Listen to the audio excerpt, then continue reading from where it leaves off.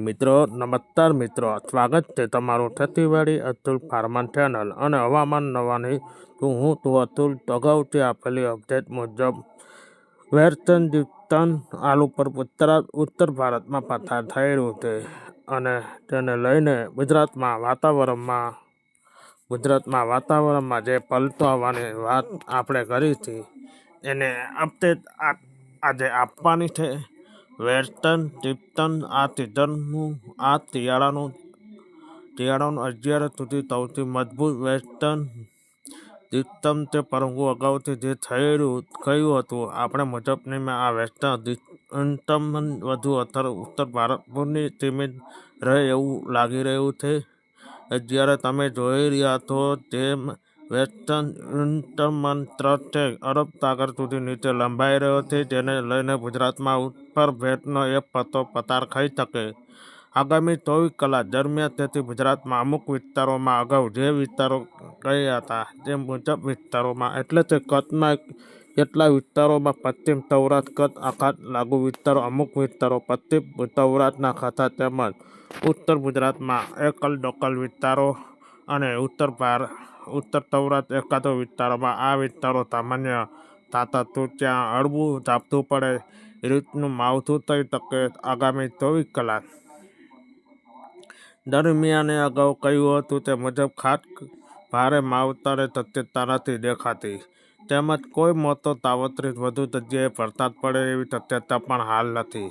ત્યારબાદ આવતીકાલે રાતની એટલે 23મી તારીખની રાત એમાં અસર ઓછી હતી ને જે વેસ્ટર્ન ડિસ્ટર્ન આગળ પસાર થઈ જશે 24 તારીખથી ફરીથી વાતાવરણ ચોખ્ખું થઈ જશે. કેટલા વિસ્તારો વાદળો જોવા મળી શકે આગામી 24 કલાક દરમિયાન ગુજરાતમાં. હવે આગળ વાત કરીએ તો બીજું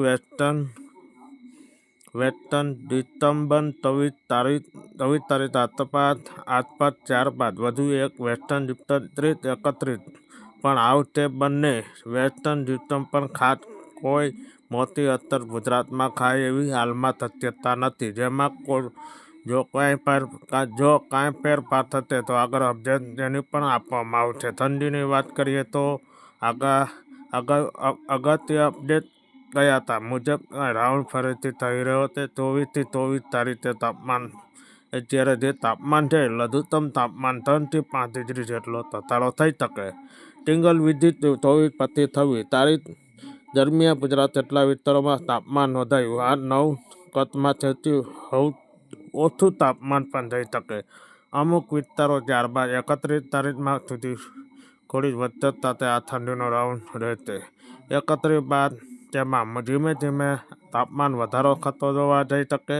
જો 31 તારીખ વાળું વેસ્ટર્ન વધુ મજબૂત રહેશે અને વધુ હિમવર્ષા થાય 1-5માં થોડો ઠંડીનો ચમત્કારો જોવા મળી શકે એવું કંઈક હશે તો તેની અપડેટ આપણે આગળ આપશું.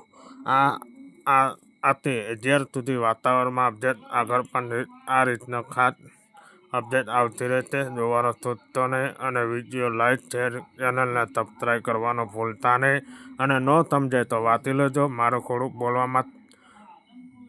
બોલવામાં તકલીફ રહેશે, ચાલો વાંચી લેજો. જય જવાન જય કિસાન.